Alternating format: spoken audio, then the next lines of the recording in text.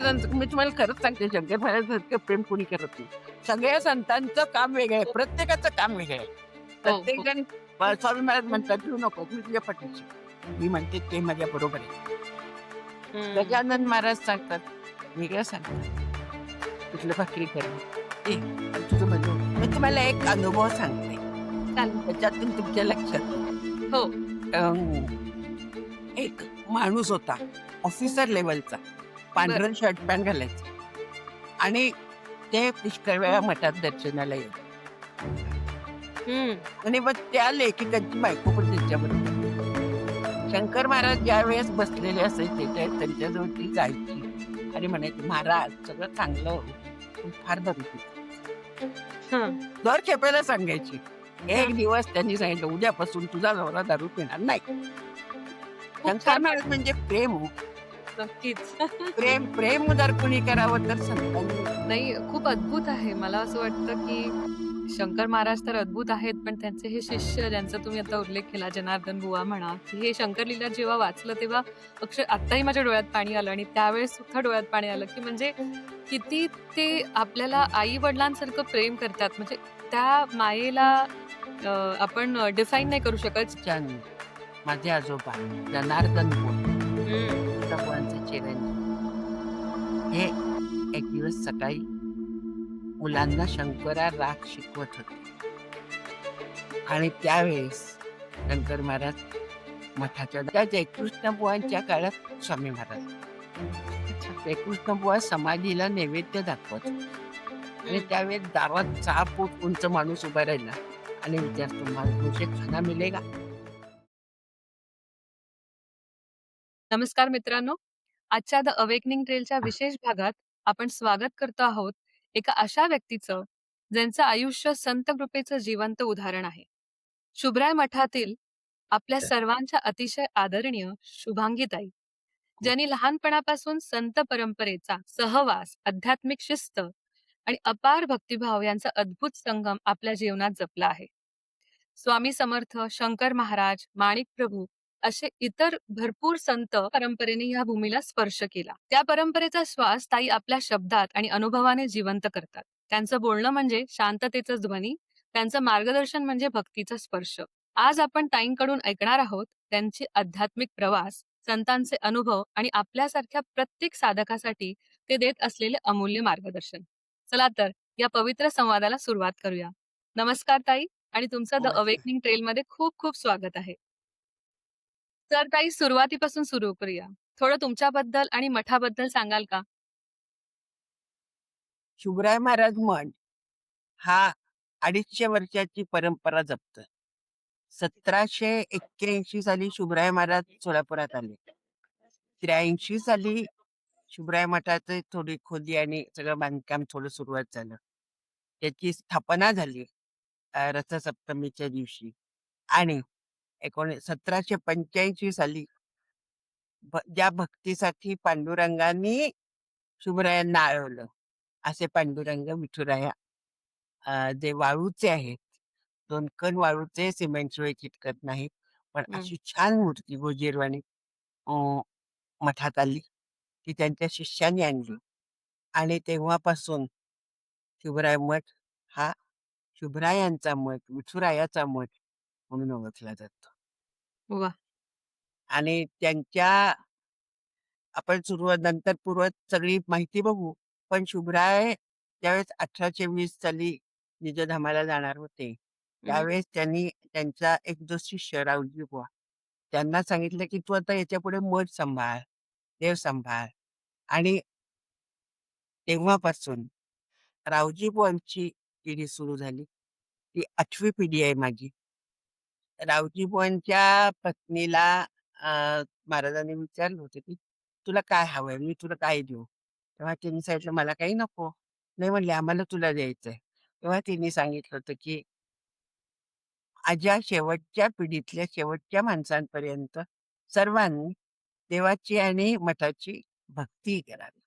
वाह! आणि तो जो भक्तीचा स्रोत आहे, तो माझ्यापर्यंत आला.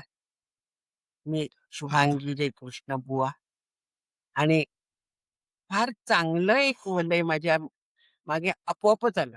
म्हणजे मला स्वतःला काही त्याच्यात फार करावं लागलं असं नाही. पण जन्म भगवंतानी इथं दिला हं. आणि एक खुर्ची दिली. चल म्हणले आता बस आणि शुभरायांचं काम कर. त्यामुळे शुभरायांचं काम चाललंय. वाह! मी स्वतःला थोडंसं भाग्यवानच समजते, कारण मी खूप एक्साइटेड आहे आजच्या कन्व्हर्सेशनसाठी. मी फर्स्ट टाईम एका फिमेल मठाधिपतींशी बोलते आहे. त्यामुळे माझं एक्साइटमेंट सुपर, सुपर एक्साइटेड आहे मी. तर मला थोडंसं मला हे दुर्मिळ वाटतं. म्हणजे मी at least personally I have not come across so many you know एक स्त्री जी मठाधिपती आहे, बरोबर? तर हे पद स्वीकारताना आपल्याला कसं वाटलं आणि तुम्ही तो निर्णय कसा घेतला? की तो तुमच्या आयुष्यात आला, की कसं झालं? म्हणजे ह्याच्या मागची काय भूमिका आहे? साधारणपणे एखाद्या मठाधिपतीच्या देहांतानंतर हं, हं. दुसऱ्या कुणाला तरी मठाधिपती म्हणून नेमतात. त्याची बरोबर. त्याची स्थापना होते. प्रतिष्ठापित होतात. पण असं काही झालेलं नाहीये. कारण अच्छा. माझ्या आईने काही जणांना विचारलं, की "तुम्ही करणार का? तुम्ही करणार का?" पण सगळ्यांची द्विधा मनस्थिती होती. हं, त्याच्यामुळे म्हटलं, "थोडं थांबूयात का आपण?" तर हो म्हणले, सगळे रिलॅक्स झाले. हं, आणि तेव्हापासून असं एक नक्की ठरवलं, की आपल्याला हेच काम करायचं आहे. हं. आपल्याला दुसरं काही काम करायचं नाही. आणि त्याच्यामुळे मठाचं सगळं व्यवस्थापन बघणं हे ओघवतं माझ्यापर्यंत आलं आणि ते मी पेलण्याचा प्रयत्न केला. भगवंताच्या आशीर्वादाने आणि कृपेने. मग त्यापूर्वी तुम्ही काय करत होतात ताई? मी खरं तर एम-एस-डब्ल्यू झालेली आहे ओके, आणि त्यामुळे मी 10 वर्ष पुण्यात एका प्रथितयश संस्थेत सुपरिन्टेंडंट म्हणून काम केलं.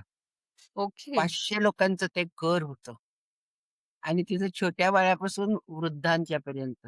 हं, हं. त्यामुळे सगळं काही तिथं मला त्या मोठ्या घरात शिकायला मिळालं. जसं काय महाराज तुम्हाला प्रिपेअरच करत होते ह्या प्रिपेअर केलं त्यांनी तिथं मला. सुमतीबाई बरोबर. संत त्याच्या सचिवा होत्या आणि त्याने बरं. मला आईच्या भूमिकेतून आणि सचिवाच्या भूमिकेतून दोन्ही भूमिकेतून तयार केलं. पण मठ त्यावेळेस जीर्ण झालेला होता अच्छा. आणि त्याचं कुणी काय बघायचं आणि माझी आई निर्मलाबाई बुवा त्या सारख्या सगळ्यांच्या समोर ओरडत होत्या.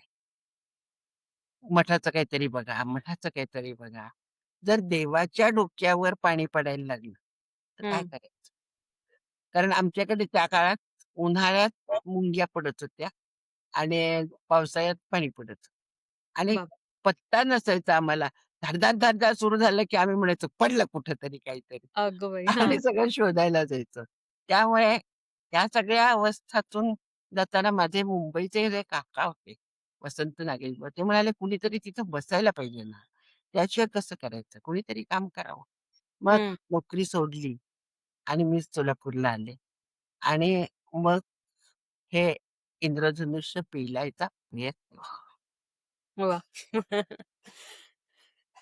मी काही पुस्तकात वाचलंय, तुमचेही पूर्वीचे इंटरव्ह्यूज ऐकलेत. त्याच्यामध्ये असा उल्लेख तुम्हीही केलायत आणि काही म्हणजे शंकर लीलेमध्ये पण असं मेन्शन आहे, की मठामध्ये स्वामी समर्थ स्वतः, शंकर महाराज स्वतः येऊन गेलेत. मग यासारख्या बऱ्याच संतांच्या पावलांनी ही भूमी पावन झाली आहे. तर आज इथे जेव्हा भक्त येतात, त्यावेळेस त्यांना कोणती आध्यात्मिक शक्ती जाणवते आणि ती कशी? म्हणजे आजही म्हणजे मी असं ऑनलाईन पण वाचलं, की बऱ्याच जणांना भरपूर अनुभव येतात. मला पण तुमचा परिचय एका अ, माझ्या परिचित आहेत, त्या पण मठात येऊन गेल्या होत्या आणि त्यांनी मला तुमचं नाव सुचवलं आणि त्यांनी त्यांचा जेव्हा अनुभव सांगितला, त्या म्हणाल्या, की मला अगदी शंकर महाराज तिथे असल्यासारखे जाणवले आजही आणि ही आत्ताचीच गोष्ट आहे. 5-6 महिन्यापूर्वी तुमच्याबद्दल मला कळलं. सो हे कसं अजूनही शक्य? अजूनही ते कसं एवढं लाईव्ह आहे? त्याच्यासाठी आपण आधी पूर्वीचा इतिहास सगळा समजावून घेऊया. कारण नक्की, नक्की. शुभराय समजल्याशिवाय पुढं समजणं सगळं अवघड आहे. नक्कीच, हो की नक्कीच. नाही? त्यामुळे हो, आपण आधी शुभराय समजावून घेऊया. चालेल. शुभराय हे मूळचे मालवण गावचे म्हैसूरचे तिथं. तर तिथं त्यांचं छान गाव होतं. ते छान उच्च शिक्षित, उच्च विभूषित, सांपत्तिक स्थिती चांगली, असं चांगल्या घराण्यातले होते.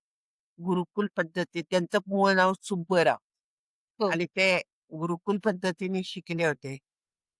तर शिकून झाल्यानंतर त्यांचं लग्न पण झालं होतं आणि त्यावेळेस टिपू सुलतान कामाला होता, राज्य करत होता आणि बरोबर. टिपू सुलतानाचं एक वैशिष्ट्य असं, की तो गुणग्राही होता.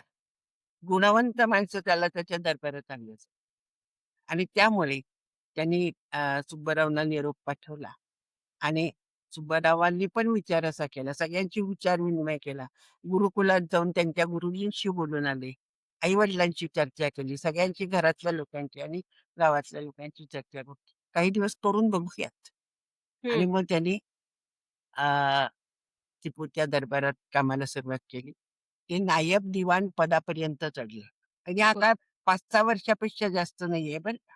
हो. आणि त्या काळात काम करत असताना मात्र ते जे राजकारण होतं, त्यावेळची सगळी परिस्थिती होती, ती कुठेतरी मानवत नव्हती.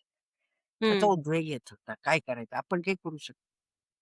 आणि या सगळ्या याच्यात मारुती राय त्यांना सारखं मागं लागलं होतं. "उठ, तुझं काय काम आहे आपलं? चल, चल, उठ." आणि आपल्याला असं नेहमी वाटतं, की आपल्याला सुद्धा काही वेळा काही संकेत येतात. कोणी हं. काही सांगतं, "हे करा, हे करू नका." आपण ऐकतो, सोडून देतो आणि मग काही काळानंतर आपल्याला नक्की असं वाटतं, की अरे त्यांचं ऐकलं असतं तर बरं झालं असतं. आपल्या हो. डोक्यात तो विचार आला होता. आपण तसं वागायला हवं. पण त्यावेळेस काही उपयोग नव्हता. नसतो होत. पण शुभरायांनी मारुती रायांची आतली हाक ऐकली. राजकारणाचा तो उद्वेग आला होता. त्याच्यामुळे सगळं घरावर तुळशीपत्र ठेवलं. हं, हं. खूप मोठा इतिहास नाही सांगणार. मग काही येणाऱ्या लोकांसाठी काहीतरी पाहिजे ना. हो, हो. त्यामुळे त्यामुळे मग मारुती बाप्पाच घरातले घेतले. हं. कट्यारधारी मारुती बाप्पा. म्हैसूर, बेंगलोरच्या साइडला जर आपण गेलो, तर गदाधारी मारुतीच मिळतील असं नाही. तिथं हं. अनेक शस्त्र घेतलेली मारुती मिळतात. तसं कट्यारधारी मारुती बरोबर घेतलं आणि घोडीवर बसून ते निघाले. त्यांना ओळखलं नाही लोकांनी, पेहराव बदलला. हं, हं. राजवस्त्र परिधान केलेल्या माणसांनी अर्ध्या गुडघ्यापर्यंत भूत होतं. उपरणं आणि मुंडासं. असं जे ते ह्याच्यात आले.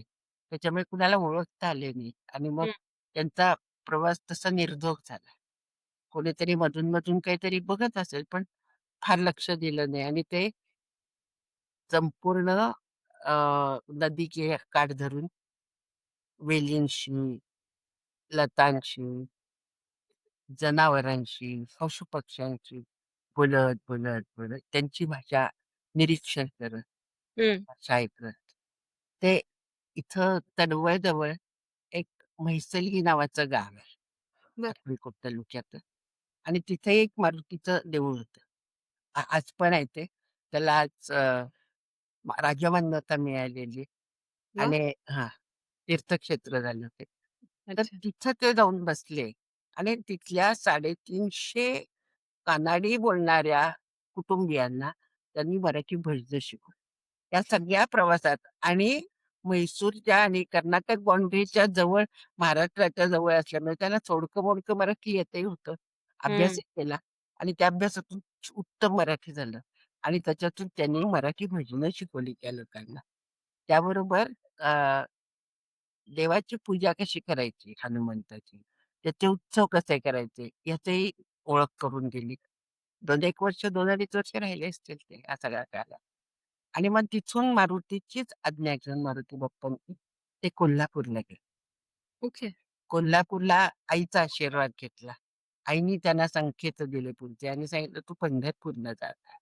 त्यामुळे ह्या सगळ्या गोडीवरचा प्रवास अवघड होता त्यावेळेचा. पंढरपूरला आले आणि पंढरपूरला आल्यानंतर विठुरायाचं दर्शन घेत असताना, त्याची भक्ती करत असताना, किमप्पा रामदासी नावाचे गुरु भेटले हं. आणि त्या गुरूच्या घरातच राहिले, गुरुगृही आणि ते करत असताना त्यांची सेवा, त्यांची भक्ती, रामाची भक्ती, त्याच्यानंतर त्या गुरूंच्या भक्तीतून त्यांना गुरुमंत्र मिळाला आणि गुरुमंत्रानंतर मात्र त्यांनी सांगितलं, "आता तुझं इथलं काम संपलं. आता तू सोलापूरला जा." सोन्नलगी नाव माझं. सोन्नलगी तुझी वाट बघते. म्हणलं बरं आहे ना इथं राहतो मी. नाही हं, हं. म्हणले, तुझं वाट बघतोय तिकडं जा. आणि गुरुआज्ञा पाळावी लागते तशी त्यांनी ती पाळली आणि ते सोलापूरला. सोलापूरला सुद्धा 2-3 ठिकाणी राहिले. हत्तीबावडी नावाची विहीर होती. त्या विहिरीच्या कपारीत ते साधना करायचे. लोक सकाळी पाणी भरायला आले की बाहेर येऊन बसायचे. हळू बाबा आवडायला लागले लोकांना. आंदोलायचे. मग कुणीतरी एक मारुतीचं देऊळ बांधून दिलं. तिथला कट्टा अजून आहे. अच्छा. तर त्यानंतर मग गावातल्या लोकांनी आबासाहेब पुंडले नावाचे किल्लेदार होते. त्यांनी सगळ्यांनी आत्ताचा जो शिवराय मठ आहे, हं, ती जागा दाखवली. तर मोठं चिंचेचं झाड होतं. समोर सिद्धेश्वरचा तलाव होता. आणि म्हणजे प्यायची सोय झाली, खायची सोय झाली, झोपायची सोय झाली. हं. तर ते राहायला लागले आणि राहता मारुतीचीच उपासना चालू होती. पण परत दृष्टांतानं सुरुवात झाली. "अरे, मी पंढरपूरला पुंडलिकाच्या डोहात आहे. मला तुझी भक्ती घ्यायची. बापरे! आपण म्हणजे देव अंगात आणणं, काटा आला. आपलं मूर्ती आणणं, हं. प्रत्यस्थापित करणं आणि देवाने सांगणं, मला तुझ्याकडे यायचंय." हा जो मोठा बदल आहे ना, तो त्यांच्या आयुष्यात घडला. त्यांचे एक शिष्य मल्लिकार्जुनप्पा शेटे, ते म्हणाले, "माझ्याकडे गोबी आणि इबुळी घेऊन येतो." आणि ते पंढरपूरला गेले, पुंडलिकाच्या डोहात उडी मारली आणि त्याच वेळेस त्यांच्या कानावर पडलं, की आता जे बोंबील आहे ते घेऊन जा. आणि मग त्यांनी ते अर्ध्या वाटेत पण माणूस साशंक. हं, अर्ध्या वाटेत लक्षात आलं, काय आहे कुणास ठाऊक नाही. तर वाळू दिसत होती. ओरडून हं. बघितलं तर पाय व्हायचे राहिले ते. मूर्त तयार झाली होती विठुरायाची. वॉव! आणि मग त्यांनी ती आणली. आता काहीच उपयोग नव्हता. महाराजांना इथं लक्षात आलं होतं, महाराजांनी तांब्याचे पाय घेऊन गेले होते ते. सगळं सोलापूर त्यावेळेस वेशीवर जमलं होतं. पालखी होती, दागिने होती सगळं. देव आणले. देव पालखीत देवांना बसवलं आणि मठात आले. तो आषाढी एकादशीचा दिवस होता. 1785 साली. हं. आणि त्या दिवशी विठुरायाची खऱ्या अर्थाने प्राणप्रतिष्ठा. मग त्यातली आजही मूर्ती ती तशीच आहे. आहे तशी त्यांची पावलं त्याच्यात का सगळं सगळं तसंच आहे. काही बदल नाही. काही वॉव! बदल नाही. अगदी छान तशीच आहे. आणि मग त्यांचा जो त्यांनी गुरुकुलमध्ये शिकलेला सगळा कलागुणांचा विस्तार, तो सगळा आरंभला त्यांनी. ते छानपैकी देवघर त्यांनी बनवलं देवासाठी. त्यात त्यांचंच देवघर आहे. ती देव ठेवण्याची पद्धत सुद्धा अतिशय सोपी आणि छान त्यांचीच आहे. त्यानंतर त्या देवघराच्या भोवती ते चित्र काढत आणि त्या चित्रांनी देवांना सजवत. ती महाभारतातली आणि रामायणातली चित्र सगळी. दशावतारावरची चित्र अतिशय रेखीव छान आहे. आणि नृत्य करत. शेजारती नंतर चाळ बांधून नृत्य लावलं. ते वॉव! 5-6 तास नृत्य करतात. अभंग रचले. 147 अभंग आहेत त्यांचे. त्याच्यानंतर येणाऱ्या लोकांशी बोलले. मग पुराण सांगितलं. त्यांना प्रवचनं सांगितली, कीर्तनं सांगितली आणि सतत बोलण्यातून एक असा जीवन प्रवास उलगडला, की आपण जी भक्ती करतो देवाची, आरती करतो, प्रसाद दाखवतो, कपडे घालतो, हार घालतो, वाह! हं. छान देव दिसतो वाटतो आणि आपली भक्ती संपते. एखादी पोथीही वाचतो आपण, अभंग घेतो. पण त्याच्याही पलीकडे आपल्याकडे जे गुण आहेत, त्या गुणांनी भगवंताची पूजा बांधावी आणि त्याचं लाडकं होता येतं. हा जीवन सिद्धांत त्यांनी जगून दाखवला आणि तो जीवन सिद्धांत माझ्यापर्यंत पाझरला आणि पुढं पण पाझरला. त्याच्यामुळे या सगळा प्रवास आहे, हा शुभरायांचा आणि भगवंताचा प्रवास. शुभराय आणि देव हे सोडलं तर शून्य. पण शुभराय आणि देव धरले तर सगळं. या शुभराय मठात त्या काळी शंकराचार्य येऊन गेले. त्या शंकराचार्यांनी त्यांच्या आई-वडिलांच्या शांतिपुत्याचा यज्ञ केला. त्या यज्ञात औदुंबराचं झाड उगवलं. बापरे! म्हणजे दत्त संप्रदायाची जी स्थापना आपण म्हणतो, बीज रोवली, ती त्या काळातच रोवली गेली. हं, हं, हं. त्याच्यानंतर माणिक प्रभू येऊन त्यांच्याशी चर्चा करून गेले, भाषण करून गेले. त्यानंतर 1820 साली तर महाराज अ, हे गेले झाले ब्रह्मरूप झाले आणि हं. त्यांनी सांगितलं, की "मी देवाजवळ आहे, मी काही कुठं जात नाही. तुम्हाला काही शंका आली, काही अडचण आली, काही वाटलं, तर देवाला विचारा. देव तुमची सगळी सोडवणूक करेल." आणि बरं. आज तागायत देवच सोडवतो. शुभराय सगळं करून दामानिराळे राहतात. असं एखादं व्यक्तिमत्व फार गजब असतं. असं नक्कीच. मिळत नाही आपल्याला, की मी सगळं करतोय, पण मी कुठेच नाही. हं. अशी व्यक्तिमत्व पण मिळत नाहीत आपल्याला.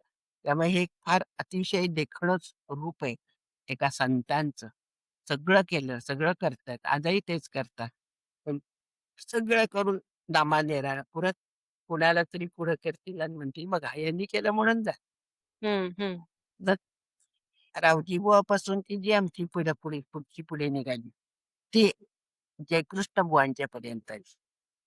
त्या जयकृष्ण बुवांच्या काळात स्वामी महाराज अच्छा. जयकृष्ण बुवा समाधीला नैवेद्य दाखवत होते. आणि हं, त्यावेळेस दारात 6 फूट उंच माणूस उभा राहिला आणि विचारतो, मुझे खाना मिलेगा?" आणि हं. 3-3दा विचारतोय आणि सांगतो, खट्ट करून देतोय, की मला नक्की खायला मिळेल ना, मला जेवायला मिळेल ना. आणि त्यांनी 10 वेळाही सांगितलं, की "काही काळजी करू नका, या. आपण खायला मिळेल आपल्याला, जेवण मिळेल."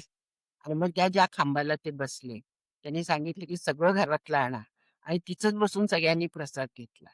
काही काळ स्वामी महाराज तिथं राहिले आणि जाताना मात्र त्यांनी त्यांचं पादुका आणि कुबडी ते ठेवून गेले. अच्छा.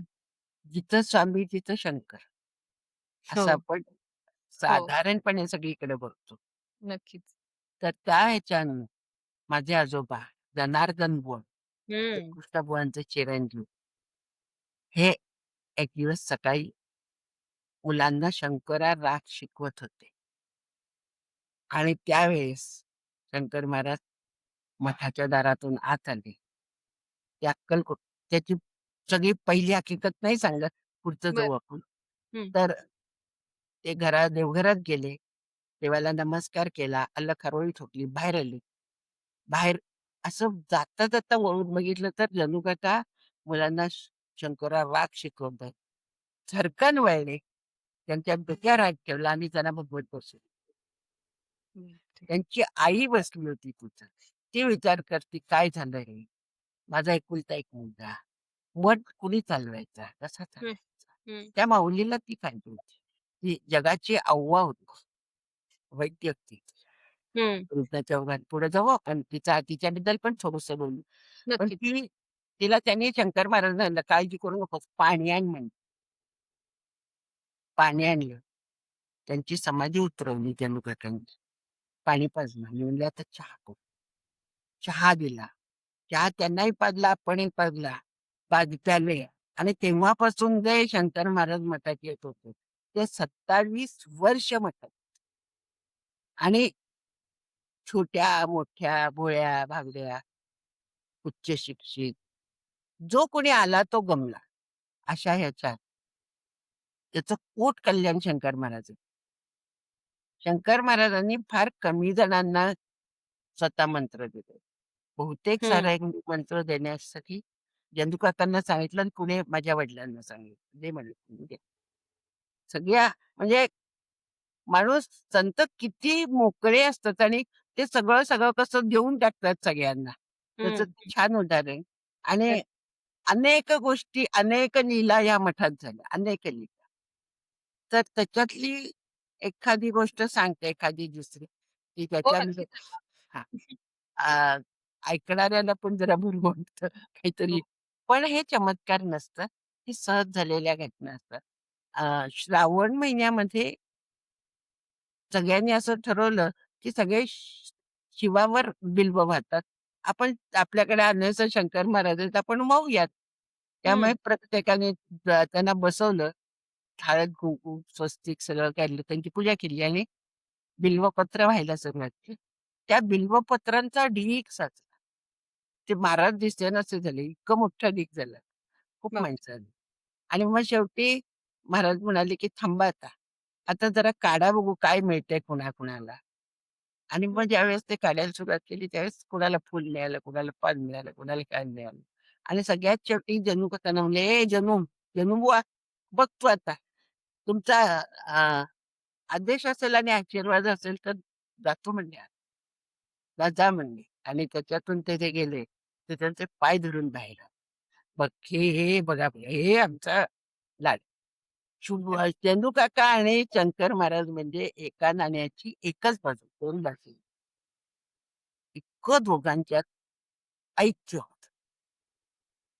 जणू काकांनी कधीही शंकर महाराजांच्या चेहऱ्याकडे बघितले होते. ते नेहमी पायाकडे बघायचे.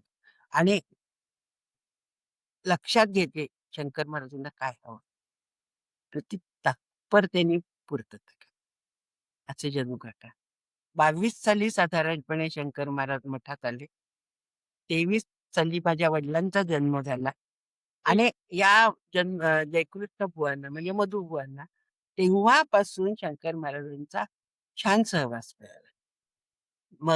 मग छोटू का बुवा त्यांना पुरुषोत्तम बुवा ते पण त्यांचा जन्म झाला. मग माझ्या आत्याचा जन्म झाला. 3 मुलं जगली, 2 मुलं गेली, पण 3 मुलं राहिली आणि ह्या तिन्ही मुलं शंकर महाराजांच्या छत्रछायेखाली वाढत. आजी अव्वा होती. आणि ह्या सगळ्या ह्याच्यात खूप एक सोनेरी पान म्हणावं लागेल शंकर महाराजांचं मठातलं वास्तव्य म्हणजे. जी सगळी मंडळी मठात आली, त्या सगळ्यांना जणू काकांच्यामुळे एक छान कोंदण मिळालं शंकर महाराज. हं. आणि सगळे लाडके झाले. आणि शंकर महाराजांनी एक गोष्ट खूप मोठी केली, की सगळ्या ठिकाणी ते जायचे. पुणे, नगर, मुंबई, कोल्हापूर, सातारा. आणि त्यांना त्यांना सगळ्यांना सांगायचे माझा जन्म. आणि हं. जन्मोबांची त्यांची ओळख करून दिली आणि जन्नू काकांशी त्यांची ओळख करून आणि सांगितलं ज्याला कोणाला अक्कलकोट, गाणगापूर, पंढरपूरला जायचंय त्यांनी मठात जायचं, कोणाला तरी घ्यायचं आणि द्यायचं. त्यामुळे त्यावेळची सगळी मंडळी मठात यायची. मधुबुवांना तरी घ्यायची, कुणाला तरी घ्यायची, जन्नू काका असायचे. सगळ्यांना घेऊन जायचे. त्यामुळे एक वेगळं गोड नातं या सगळ्यांच्या मध्ये निर्माण झालेलं. आणि अपपर भाव नव्हता. मी मोठा नाही, तू लहान नाही. त्यामुळे येणाऱ्या प्रत्येकाशी छान वागलं गेलं गे. शंकर महाराजही तसंच छान वागायचे.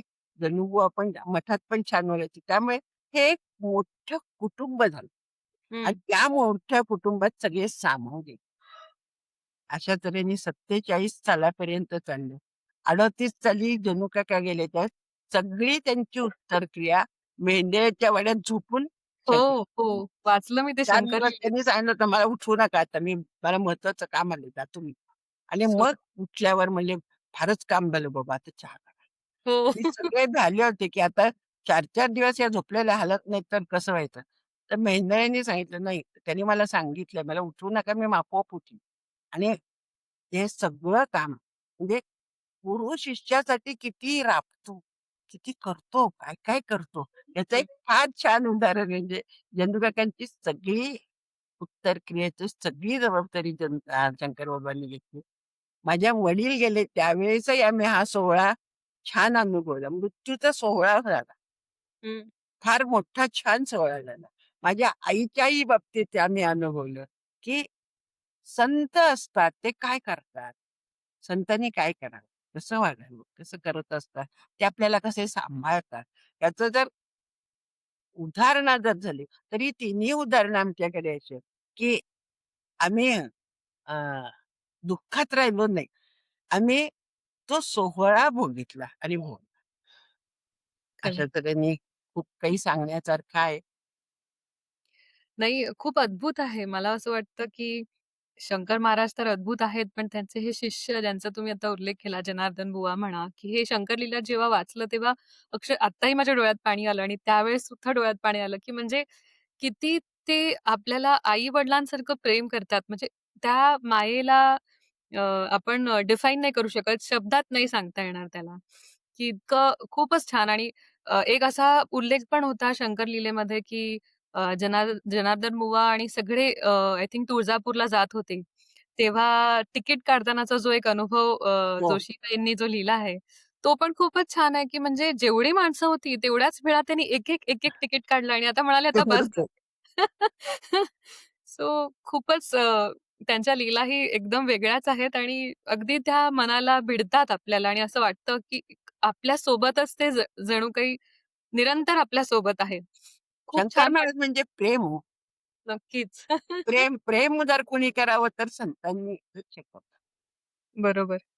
खूप छान. आय थिंक आपण हा जो प्रवास संपूर्ण सांगितलात शुभराव राइट?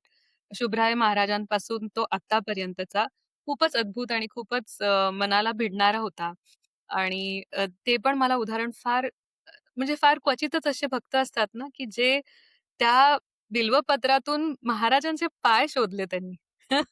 म्हणजे त्यांना तेच हवंय, दुसरं काही नको. म्हणजे हे पण खूप विचार करण्यासारखं आहे. अ, आता तुम्ही काही वस्तूंबद्दल म्हणालात, की स्वामी समर्थांनी स्वतः तिकडे कुबडी किंवा खडावा ठेवला. तर ह्या मागचं आध्यात्मिक कारण काय असेल? पहिला प्रश्न हा.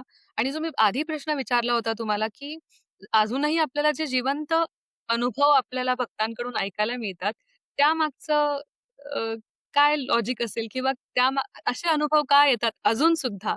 हे 2 जर तुम्ही गोष्टी कव्हर केल्यात तर छान होईल. काय आहे, की आता आपल्याला कुणीतरी एखादी वस्तू दिलेली असते. ती आपण हो, जीवापलीकडे जातो. नक्कीच. कुणीतरी एखादं पेन देतं, ते सुद्धा आपण सांभाळून घेतो. हं, तर ह्या साधू संतांनी ते वापरलेले त्यांचे अ, अ, पादुका होत्या, कुबडे हं, होते. या सगळ्या त्याच्यानंतर शंकर महाराजांनी उचलून आणलेली अक्कलकोटून त्यांची गादी दिसली. हा जो सगळा आहे ना, हा त्यांचा प्रसाद आहे. आपण हं. प्रसाद म्हणून बघूया. बरोबर. आपल्याला कोणी तीर्थ दिलं तर आपण एक पेलाभर पंचामृत घेऊ, पण त्या एक चमचाभर तीर्थाची वेगळी चव असते. हं, हा जसा वेगळंपण आहे, तसं त्या वस्तूंमध्ये त्यांची शक्ती असते आणि ती शक्ती कार्यरत. आणि बरोबर. त्याच्यामुळे मी असं नेहमी म्हणते, आम आमच्याकडे शंकर महाराज आहेत. हं. आमच्याकडे स्वामी महाराज आहेत. आमच्याकडे शुभराय आमच्याकडे ही सगळी मंडळी आहे. हो. आणि यांचा मठ आपण छान करतो. त्यामुळे यांचं अस्तित्व या सगळ्या त्यांच्या वस्तूतून आपल्याला अ, पदोपदी जाणवतं. जाणवत असतं. बरोबर. जाणवतं, जाणवतं आणि जो तो त्याचा जसा अनुभव असेल किंवा ज्या बुद्धीनी, ज्या विचारांनी तो येतो, जो भाव घेऊन येतो, त्याचं त्याला छानपैकी प्रत्यंतर आहे. एक छान उदाहरण देते. आमच्याकडं गणपतीची मूर्ती आहे, राम आहेत. आमच्याकडे खूप आहेत. सगळ्यांचं संमेलन आहे. अंड्याई आहे. तर गणपतीला ज्यावेळेस रंगवत होते शिवराज बांधण, त्यावेळेस त्या गणपतीचा छोटा हाताचा एक भाग गरम लागत. बाकी कुठेही गरम लागत. बापरे! आणि त्यांनी मला बोलवलं, "शुभा तू इकडे या" म्हणे. म्हटलं, "काय?" "हे बघा" म्हणे, "इकडं गार आहे, इकडं गार आहे, इथं गरम." आणि ते आम्ही अनुभवलं, दोघांनी अनुभवलं. म्हणजे ही त्या देवतांची जी अस्तित्व आहे, देवतांची जी अ, त्यांना खूण सांगायची असते, की आम्ही आहोत, खरंच आहोत आम्ही. आम्हाला तुम्ही त्या वस्तुरूपात बघू नका. आम्ही जिवंत आहोत. आम्ही खरे आहोत. हे जे त्यांना जाणवून द्यायचं असतं ना, ते जाणवून देतात. आणि त्याच्यामुळे सगळ्यांच्याकडे कुठेही गेलं तर खरं तर पादुकांवर लोकं ठेवायला परवानगी देत नाही. हो, हो. कुठंच काही स्पर्श करत पण नाही. नाही करता येत. हं, खूप हं, लांब कुठेतरी असतात. हं. पण आपल्याकडे आपण असं नक्की केलं, की जाऊ दे डोक्यावर पायावर डोकं टेकवू दे. पादुकांचा स्पर्श करू दे. काय फार फरक हो. कारण जो तो भावांनी येतो ना. वाह ताई! तो जो भाव त्याचा आहे, तर त्याचा भाव अनमोल आहे. मग त्याला का नाही त्याच्यापासून पारखं करायचं? आणि मग त्यापेक्षा आपण असं करू, सगळ्यांसाठीच मोकळं करू. त्यामुळे आमचं देवघर हे सगळ्यांसाठी मोकळं आहे. कुणीही येऊ शकतं, दर्शन घेऊ शकतं, डोक पायावर डोकं ठेवून नमस्कार करू शकतो. इथे 4-4 पादुका आहेत. एक शुभरायांची आहेत, हं, हं. त्यांची खुबडी आहे. वडिलांच्या पादुका आहेत, त्या पण आधी तयार झालेल्या आहेत. अच्छा. शंकर महाराजांच्या आहेत, त्या आता 10 वर्षापूर्वी अमित झोळ त्यांनी आणली. त्यालाही त्याच्यातून काही अनुभवातून त्याला असं वाटलं आणि त्यांनी सांगितलं म्हणून इथं ते शंकर महाराजांच्या पादुका आल्या. स्वामी महाराजांच्या पादुका आमच्याकडे ह्याचे 2-2, 3-3 सेट आहेत. अच्छा. आणि मग आम्ही कार्यकारणाने ते बाहेर काढतो आणि बरोबर. सगळे तिचं दर्शन घेतो. त्यामुळे आपण जर असा विचार केला, की हे अस्तित्व आहे. भगवंताचं अस्तित्व आहे. संतांचं अस्तित्व आहे. आणि त्या अस्तित्वाची दखल आपल्याला आपण त्या भावाने जाऊयात. तो भाव जागृत होतो आणि ते स्पर्श आपल्याला कळतात. दत्पन हा ज्याचा त्याचा भाव आहे. आता परवा एक 4 दिवसापूर्वी एक मुलगी आली होती आणि ती आत गेल्यावर म्हटली, "हो, तिथे शंकर महाराज बसल्याचे मला जाणवलं." म्हणलं, "बरं." बापरे! त्याचा फार उहापोह करू नये. कारण तो नाही. तिचा स्वतःचा अनुभव आहे. बरोबर. तिला आलेला अनुभव आहे. आपण ते खरंही म्हणू नये, खोटंही म्हणू नये. पण असे अनुभव जसा भाव तसा देव आणि आमचे हं. काटकर साहेब म्हणायचे, "जिथं भाव तिथं देव." त्यामुळे ह्याच्याप्रमाणे उक्तीप्रमाणे जर बघितलं आपण, तर हे भावाचं क्षेत्र आहे. हे एकाधिक एक 2चं क्षेत्र नाही. तुम्ही आत्ताच म्हणालात, की तुमच्या वडिलांच्या पादुका ह्या ऑलरेडी तयार होत्या. ह्याच्याबद्दल तुम्हाला सांगायला आवडेल का? हो, आवडेल की. म्हणजे नेमकं काय? तो कारण खूप चांगला प्रसंग आहे. खूप छान. हो, म्हणजे म्हणून मला पण काटकर साहेब होते. काटकर साहेबांनी त्यांनी काटकर साहेबांना जी दीक्षा दिली, गुरुमंत्र दिला, तो सुद्धा एक गंमतशीर भाग आहे. सकाळी एक दिवस आले होते. त्याच्या आधी 2-3 वेळा 2 वेळा आले, 2-3 वेळा आले होते आणि भस्मे ओंकारनाथ भस्मे त्यांना ते शोधत होते. कारण त्यांना शंकर महाराजांच्या धनकवडीच्या पायाशी कळलं होतं, की आपला गुरु यांच्या पठडीतला. ते गुरुच्या शोधात होते. कळत नव्हतं आणि त्याच्यामुळे अनेक लोकांच्या पर्यंत ते पोहोचले होते, पण कुठे काही सापडत नव्हतं. ओंकारनाथ बस्त्यांच्या बरोबर ते सगळे गावभर फिरले, सगळ्या शंकर महाराजांची ठिकाणं बघितली आणि मग पंचमी हॉटेलमध्ये आमच्या ते जेवायला बसले. जेवता-जेवता म्हटले, "आम्हाला असं-असं गुरुमंत्र हवे, देता का?" ते बोलले, लंगोटीला हात घातलात माझ्या." थांबले ते आणि त्यांना घेऊन मठात आले आणि वडिलांना सांगितलं, "हे तुमचं का थोडं सांभाळा." आणि ते हं. निघून गेले. त्याच्यानंतर पुन्हा एकदा आले काटकर साहेब. पुन्हा एकदा ते अक्कलकोटला गेले होते. ते अक्कलकोटला नेहमी अ, चरित्र वाचायला जायचे आणि पारायणं करायचे. सगळ्या एक 10-12 लोक होते. ते सगळे मिळून त्यांनी पारायण केलं आणि त्यावेळेस त्यांना जे पहाटेच्या वेळेस संकेत आले, तसे ते सगळे मठात आले. तसे आणि माझा त्यावेळेचा एक उपक्रम होता. सकाळी 7 वाजता काकडा झाला, की मी हं. मोठी सतरंजी टाकायची आणि बसायची खांबाला. बरं. तर ते आले सगळे आल्यावर सगळे मोठी माणसं दिसली, श्रीमंत. म्हणलं चला एवढी माणसं आली, चला यांना चहा दे. मग गप्पा मारता मारता त्याने चहा दिला. तेवढ्यात माझे वडील उठले आणि पाय धुवून आले आणि समाधीपाशीच गेले. त्यांना फार पाणी वापरलेलं आवडत नव्हतं. पाणी नासता म्हणायचे हं. आणि समाधीपाशी आले आणि त्या लोकांना सांगितलं, "त्या देवापाशी पळी पेलाय, तो घेऊन या." पळी पेला आणला. समाधीपाशी सगळ्यांना उभं केलं आणि सगळ्यांना गुरुमंत्र दिले. पण खूप वेळा अ, असं वाटतं ना आपल्याला, गुरुमंत्र घ्यायचा म्हणजे काय-काय प्रक्रियेतून जावं लागतं. कसं-कसं करावं लागतं. म्हणजे त्या प्रक्रिया खोट्या आहेत असं नाही मला म्हणायचं. कळलं. प्रत्येकाचा तो अनुभव असतो. प्रत्येकजण त्या परीने करत असतो. पण इतक्या सहजतेने माझ्या डोळ्यासमोर त्यांना 11 जणांना, 12 जणांना घेऊन मोकळे झाले. ते लोक बाहेर गेले, परत आले. ते सगळं आणलं त्यांनी. तेलाची बाटली, "पाट लाव, पाट घाला" म्हणले, पाट घातला. सगळ्यांनी मला त्यांना तेल्या मारुती केलं. अंघोळ घातली. मग अच्छा. त्यांना शर्ट-बिर्ट आणलं. शर्ट आणला होता, धोतर. माझ्या आईला साडी. अरे बापरे, बापरे! म्हटलं ना नारळ, केळीचे घड इतकं कुठं घेऊन बसायचं आपण? म्हटलं थांब त्यांना सांग, तुम्ही जेवण करून जा. आणि हं. मग ते म्हणले, "आम्ही जाऊन येतो, जेवायला येतो." आणि मग ते जे आले ते मी स्वयंपाक करून ठेवला आणि मला काम होतं म्हणून बाहेर गेले. ते परत आले, त्यांनी ताटं घेतल्या, जेवले, सगळं केलं, निघून गेले. 2-3 दिवसांनी त्या तिथं मी बघितलं, की एक गाठोड आहे. हं. काय आहे म्हणून बघितलं, तर तिथं पादुका. मग म्हणलं, "अरे त्या त्या दिवशी पुन्हा नंतरची ही घटना आहे. हं, मग म्हटले फोन केला साहेब म्हणलं, "तुमच्या तुम्ही दादांना सगळं केलं होतं, पादुकांवर उभं केलं होतं, सगळं केलं होतं. त्या पादुका इथं राहिल्यात. नीट ठेवते, येताना घेऊन येते." नाही म्हणले, "आता ती तिथेच राहू दे. आता नको इथं आणू." हं. आणि मग या 2 वर्ष तयार झालेल्या आदी-पादुका वडिलांच्या नंतर गेल्यानंतर त्या पादुकांची प्रतिष्ठा. अच्छा. वाह! ह्या लीला आपण समजूच नाही शकत, की हं. संतांच्या काय म्हणजे कशा लीला त्या करतात हे आपण आपल्याला आपल्या लक्षात येणार नाही. ताई थोडं आता तुमच्या अनुभवांबद्दल सांगाल का? की तुमचे अनुभव म्हणजे तुम्ही लहानपण तुमचं डेकेड्सपासून म्हणजे 5-6 7वी generation if I am not wrong right? तुमची 7वी जनरेशन असेल. 8वी पिढी आहे मग. 8वी सॉरी. तर 8 जनरेशनपासून तुमच्या अ, अ, आमच्या सगळ्या लोकांनी शुभराय फॉलो केलं.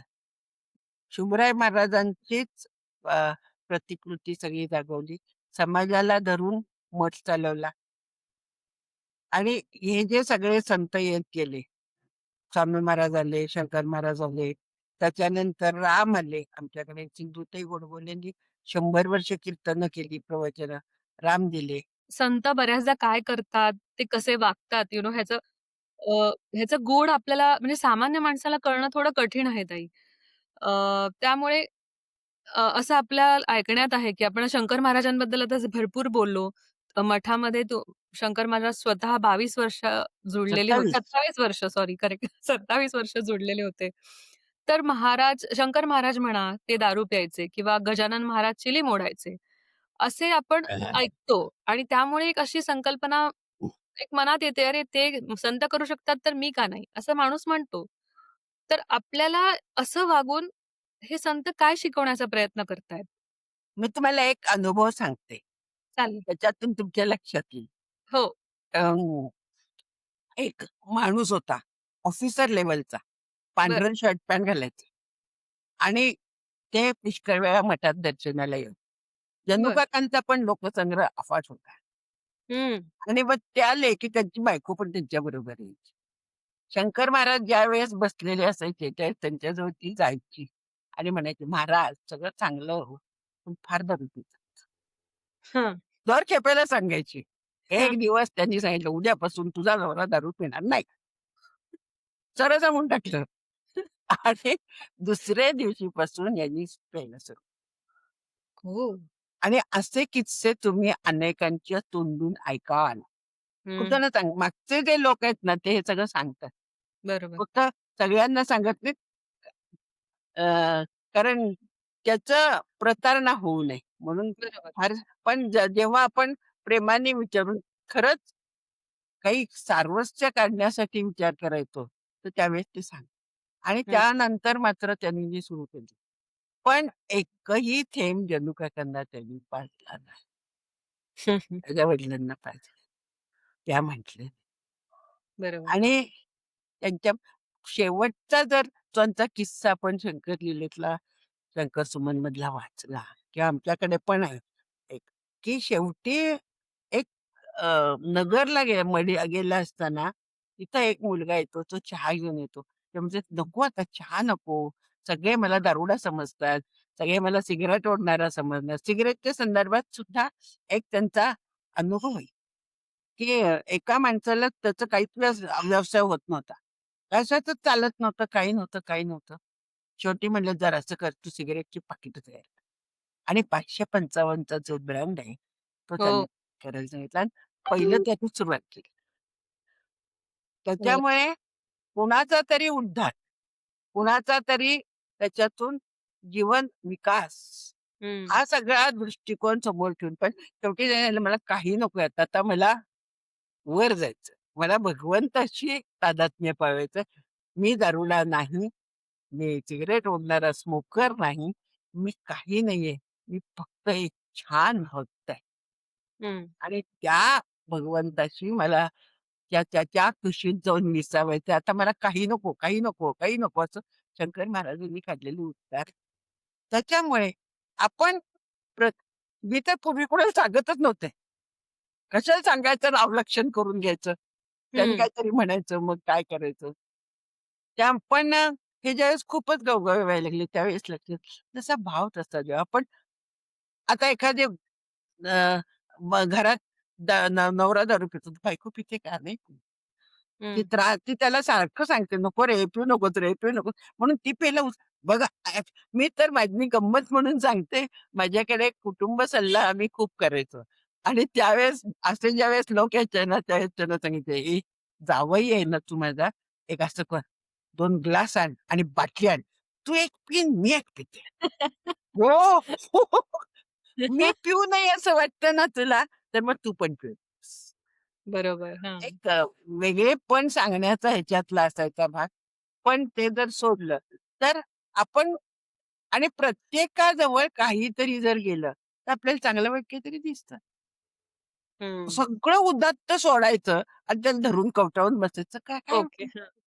काही बरोबर. उपयोग नाही. आणि हं, त्यांचं आपल्याला काहीच माहीत नाही. आपण त्यांच्यासारखं होऊ शकतो का? आपण एखाद्या माणसाचं तरी जीवन बदलू शकतो का? विचार बरोबर. करावा. एकाही माणसाचं आपण जीवन बदलू शकत नाही.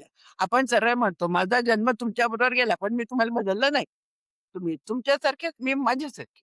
हं, हे जर आपण एका घरात राहणारी माणसं जर बोलत असू, तर इतकी जीवनं ज्यांनी प्रज्वलित केली, इतक्या जणांच्या जीवनात ज्यांनी गारवा उभा केला, ज्यांना सांगितलं, "अरे, मी तुझ्याबरोबर आहे, तू काळजी करू नकोस. कर, हे कर, काही होणार नाही. चल, मी आहे." हं, प्रत्येक गोष्ट शिकवली. माझ्या वडिलांना तर हात धरून शिकवली हो. कपडे घातले आणि म्हणले, "आता काढ आणि तू घाल." आणि त्याला सांगितलं, "उभं कर, उभं राहा कीर्तनाला." कोण करेल? आई हं. पण करत नाही असं. नक्कीच.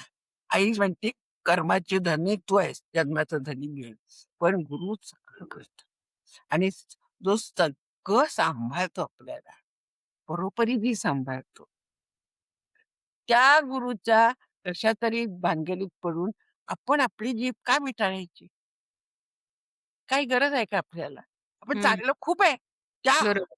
ह्याच्यातून किती चांगलं झालंय, इतकी उदाहरणं आज पण दिसतात. आज पण असे अनेक लोक आहेत, की जे पिणारे आहेत ते थांबलेत. नको म्हणतात. शंकर महाराजांचा नमस्कार करायचा ना, तर आपण शुद्ध होऊन जाऊयात. हं, हं. नको करायला. असे पण बदलले आणि 4 सगळ्या 10 बोटात अंगठ्या घालणारे, रुद्राक्ष माळा घालणारे, असे पण आपण बघतो. हो. पण त्याच्यातला चांगला वाईट भाग सोडून त्यांचं जे चांगुलपण आहे, त्यांचं जे प्रेम आहे, त्याच्याकडे आपण बघ शंकर महाराजांचं मी तुम्हाला खरंच सांगते, शंकर महाराजांसारखं प्रेम कोणी करत नाही. सगळ्या संतांचं काम वेगळं आहे. हो, प्रत्येकाचं काम वेगळं आहे. हो, हो. प्रत्येकजण स्वामी महाराज म्हणतात, "भिऊ नकोस, मी तुझ्या पाठीशी आहे." मी म्हणते, "ते माझ्या बरोबर आहे." हं. गजानन महाराज सांगतात, वेगळं सांगतात. "पिठलं भाकरी कर मग. दे आणि तुझं भलं होतं." त्या बरोबर. पाटील बुवांनी किती सांभाळलं स्वतःला. आजही त्यांचा मुलगाही तिथलं जेवत नाही, डबा आणून जेवतो. केवढं सांभाळायचं. हं. असं कितीतरी चांगली उदाहरणं आपल्याला भेटतात. नक्कीच. चांगली उदाहरणं भेटतात. आई जगदंबा सांगते, "मी तुझ्या बरोबर आहे लेकरा. चल पुढं, होईल तुझं चांगलं." हं, प्रत्येक जण आपापल्या परीने सांगतो. आपल्याला हात धरून पुढे नेतात. हे संत, हे भगवंत दिशादर्शक आहेत. त्यामुळे ह्या दिशादर्शकांच्याकडे जसं जणू कधीही महाराजांच्या डोळ्याकडे बघितलं नाही. हं, हं. वडिलांनी आजही मी तुम्हाला एक गंमत सांगते, उदाहरणच सांगते. नक्की. आमच्याकडे एक काही लोक आले होते आणि ते आमचं देवघर उघडं होतं त्यावेळेस आणि ती छोटी मुलगी होती आणि ती देवळात त्या देवघरात जाऊन त्या देवांशी खेळत होती. माझी आई थोडी रागीट होती. ती हं, म्हणजे लहानांना कळत नाही, मोठ्यांना कळत नाही का? हं. तिला बाजूला करा, देवाशी खेळतीये आणि मग बाजूला झाल्यानंतर मला त्यांनी सांगितलं, "ह्यांना शंकर महाराज येतात त्यांच्या अंगात." म्हणलं, "बरं." सतरंजी घातली आणि बसलो आम्ही. तोपर्यंत दादा उठून बाहेर आलो. दादांचं वैशिष्ट्य असं होतं, की ते आजारी पडले, की ते झोपले असले ना, की आमच्या घरी एक माणूस नसायचा. शुकशुकाट आणि ते बाहेर आले, की मंडप भरायचा. हं, हं. बाहेर आल्यावर त्यांना मी वडिलांना सांगितलं, "दादा, ह्यांना शंकर महाराज येतात." बघा, मी आयुष्यात विसरणार नाही. एका क्षणाचाही विलंब न लावता ते झटकन त्या छोट्या मुलीच्या पायात पडले. मी बघत राहिले, की शंकर महाराज या त्यांच्यासाठी परवलीचा शब्द होता. पुढे हं. काय नाही. हे ज्यांनी केलं, ही जी उदाहरणं माझ्या समोर आहेत, त्यामुळे आमच्या डोक्यात उलटं काही येतच नाही. बरोबर. उलट्या डोक्यात आम्ही एक तत्व ठरवलेलं आहे ताई, की आमच्याकडे कुणी येऊ दे, जसा येईल तसा येईल. जसा आहे तसा ये. तुझं जे काही आम्हाला स्वागत करायचं त्या अर्थाने आम्ही करू. तुझी पाद्यपूजा करू, तुम्हाला शाल घालू, तुम्हाला जेवायला घालू. जे ज्यावेळेस शक्य आहे ते करू. तुम्ही बाहेर पडला की नमस्कार करू तुम्हाला आणि आम्ही आमच्या रुटीनला जाऊ. हं. कारण मला तुम्ही तेच करतील ते मला करता येणार नाहीये. मला माझा देव सांगतो ते करावं लागेल. बरोबर. माझ्या देवाचं काम मला करायचंय. मला शुभरायांचं काम करायचंय. मला शंकर महाराज, स्वामी महाराज हे जे सगळं सांगतात ना ते करायचं. मग हं. ते जर करायचं असेल तर प्रत्येकाच्या जर मी नादी लागायला लागले तर होणार नाही. नक्कीच. त्यापेक्षा तुम्ही वंदनीय आहात. नमस्कार करते. तुमचं जे स्वागत जशा पद्धतीने करायचंय ते मी आनंदाने करते. तुम्ही बाहेर की आम्ही आत. हा तत्वतः ठरवलं आणि तेव्हापासून मी माझे आई आणि आणखीन एक त्रिभुवन जक्कल तिघे शांत झालो. ठरवलं आम्ही, की नाही आपण असंच जगायचं. आपण हं. आपला हा रस ह्या रस्त्याने आपल्याला जायचं. बरोबर. छान, एकदम छान. ताई तुमची दिनचर्या थोडी सांगा ना? म्हणजे तुम्ही तुमच्या लाईफमध्ये तुमच्या लाईफमधले अनुभव आणि तुमची दिनचर्या कशी आहे? तुम्ही काय हां, करता? मी सकाळी उठते. माझ्या दिवस रात्रीतून मी कधीही बसते छानपैकी थोड्या वेळ वाचन करते. लिखाण माझं जे करायचं ते मी करते. ध्यानाला बसते थोड्या, नामस्मरण करते. ध्यानापेक्षा नामस्मरणात रमते जास्त. आणि मग सकाळी 6 वाजता उठते. 6 वाजता उठल्यानंतर थोडा व्यायाम वगैरे करते. 6:30 पावणे 7च्या दरम्यान मठात येते. मठात आले की काकडा करतो आम्ही देवाचा. मग अच्छा. आमची मीरा मला चहा पाजते. चहा पितो आम्ही. आणि मग ती ती सगळे निघून जाते आणि मी प्रदक्षिणा घालत, काही छान वाचते, छान ऐकते. मठात नामस्मरण करत फिरते, प्रदक्षिणा घालते. आणि 9 वाजेपर्यंत मग आम्ही नाश्ता करतो. त्याच्या आधी कदाचित अंघोळ होते आणि नाश्ता करतो. कधीतरी नाश्ता करून अंघोळ करतो. मग देवाची पूजा. देवाची पूजा झाल्यानंतर 11:30-12 वाजतात. हल्ली आम्ही ज्ञानेश्वरी वाचतोय. एक अरे पण वाह! ज्ञानेश्वरी रोज वाचायचा. कारण ओके. आपणच शहाणं होऊन चालणार नाही. आपल्याला जगाला सुद्धा त्या मार्गाने नेलं पाहिजे. त्यामुळे आम्ही ज्ञानेश्वरी वाचतो आमचा सगळा. आम्ही त्यांना स्टाफ म्हणत नाही. आम्ही ते पुजारी आहेत आमचे. अच्छा. त्या पुजाऱ्यांच्या बरोबर ज्ञानेश्वरी वाचतो, जप करतो. मग येणाऱ्या लोकांशी आम्ही बोलत राहतो. त्यांना देशमुख म्हणू देत. काही जण आमच्याकडे पूजा करायला तयार झालेले आहेत. काही अरे वाह! जण माहिती सांगायला तयार झाले. कधी देशमुख, कधी आमची अनुपमा, कधी सोनू जे कोणी असतील ते माहिती सांगतात. मग पुढचं जे बोलायचं ते सगळं मी बोलते. त्यांना चहा देतो. वेळेला रोज प्रसाद असतो. सकाळी 7 ते रात्री 10 रोज काही ना काही प्रसाद मिळतो आमच्याकडे. अरे वाह! प्रसाद असतो आणि मग 1:30-2:30च्या दरम्यान जेवतो आम्ही 1:30 पावणे 2ला. सगळे एकत्र जेवतो. मग अरे वाह! थोड्या वेळ झोपते. 4 अगदी. वाजता पुन्हा जे उठते ते रात्री 10 वाजेपर्यंत मठात बसते. वाह! येणाऱ्याची बोलणं करायला. असं सगळं काम चालतं. बढिया. मठाचे काय उपक्रम आहेत? मठाने केलेलं सामाजिक काम. माझे काका पण पत्रकार होते. ओके. त्यांचा तेही जगन्मित्र होते. हं. आजोबा बागकाम करायचे फार छान. म्हणजे सगळ्यांनी आमच्या अ, समाजाला धरून सगळं काम केलेलं आहे. देवाचं काम केलं ते समाजासोबत केलं. बरं. त्याप्रमाणे मी पण एम-एस-डब्ल्यू झाले, नोकरी केली मगाशी सांगते. आणि जस्ट एक साली आमचा वास्तुशांती झाली. त्याच्यात वसंत नागेल बुवांचा फार मोठा भाग आहे, सहभाग. आणि त्यांच्याशिवाय हे होऊच शकलं नसतं.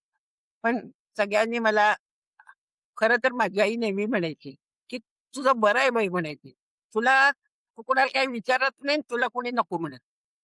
त्यामुळे तुला मनाला येईल ते तू करते. हं. पण एक चांगली संधी आयुष्यभर मिळाली. अ, 3 साली आम्ही 1 सालानंतर विचार केला 4, 5, 6 तास देवात गेले. पुढे काय करायचं? दिवस हं. कसा घालवायचा? मग समाज कार्य माझ्याकडे होतंच आणि त्याच्यातून मी एक सोशल सर्व्हे केला सोलापुरात आणि पाखर संकुलची 2003 8 मे रोजी एका बाळाच्या बारशानी सुरुवात केली. वाह! छान बारसं झालं आणि आत्तापर्यंत आमच्याकडे जवळ-जवळ 400 पर्यंत बाळं आली वाह! आणि 300 बाळं आमची दत्तक गेली. वाह! त्यांना खूपच छान छान. आई-बाबा मिळाले. हो, आपण नक्कीच. कायदेशीररित्या बाळं घेतो. हं, हं. बाल कल्याण समितीच्या आदेशाने बाळं घेतो. गाईडलाईन प्रमाणे आपलं सगळं काम चालतं. त्यामुळे ते छान सांभाळतो. मग ते पालक पाठवतात त्यांच्याबरोबर त्यांचं दत्तकाचं काम पण करतो. सगळं कायदेशीर आहे आमच्याकडे. वाह! 15 सालापर्यंत आम्हाला करायची परवानगी होती तेव्हा आम्ही केलं. 15 सालानंतर काढली आणि छान काम चाललं.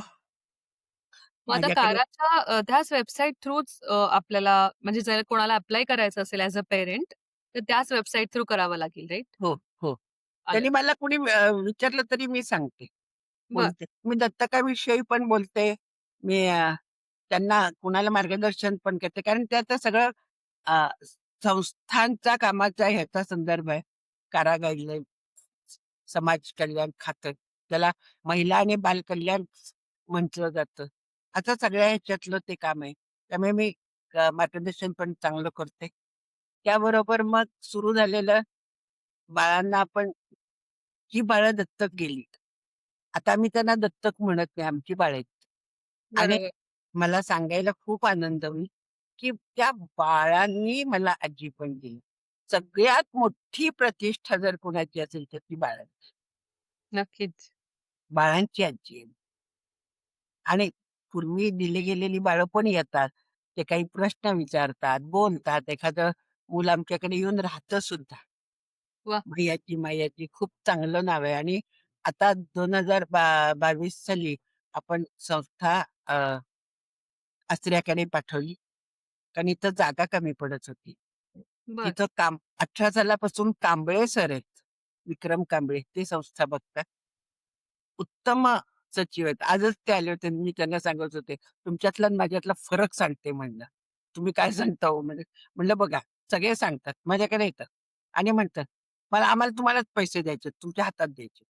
मग त्यांच्याकडे हात करते आणि पैसे घेते. नंतर देते, पण त्यांच्यासमोर घेते. पण आमचे कांबळे सर असे आहेत, की ते पैसेही घेत नाही. ते सही करायच्या फक्त दाजी आहेत. त्याच्यामुळे एक अतिशय छान निर्व्याज काम आमचं उभं राहिलेलं आहे.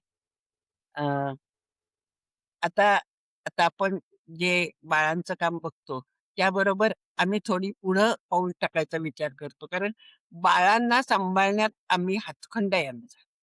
हं. 900 ग्रॅमचं बाळ आमच्याकडे आलेलं आहे आणि ते गुटगुटीत होऊन गेलेलं आहे. वाह! म्हणजे तुम्ही सगळ्या आया भरडी घालतात. तांदूळ, मुगाची डाळ भरडी करतात, भाजतात, खीर. हो. पण आमच्याकडे सगळ्या धान्याच्या खिरी होतात. वाह! वेगवेगळे जाम होतात, ज्यूस होतात. त्यांना मिळत नाही असं एक पण पदार्थ नाही. आणि एकही पदार्थ ते तुपाशिवाय खात नाहीत. मस्त. त्यामुळे सगळ्यांच्या तब्येती खूप चांगल्या असतात. आणि हे जे सांभाळणं आहे, आई गुण. भले आम्ही आई नाही होत, मान्य, की आई होणं अवघड आहे. पण मावशी तरी नक्की होतो. यशोदामाई होतो आम्ही. आणि हं. यशोदामाई आमच्या छान बाळांना सांभाळतात.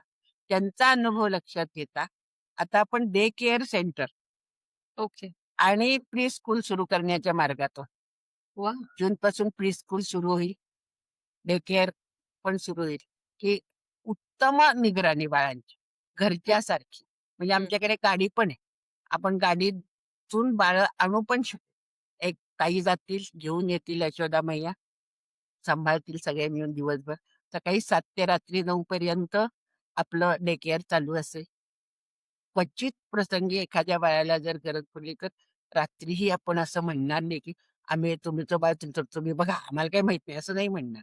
हं, हं. काहीतरी आपत्कालीन परिस्थितीत तेही काम करू. पण मी नक्की सांगते, की आमचं डे केअर फार छान असणार आहे.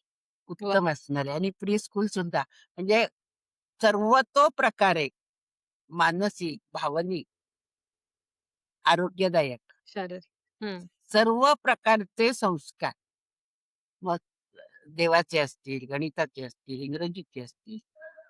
सर्व प्रकारचे संस्कार त्याच्यावर होतील आणि एक गुणवंत बालक तयार व्हावं याची आम्ही पराकाष्ठा.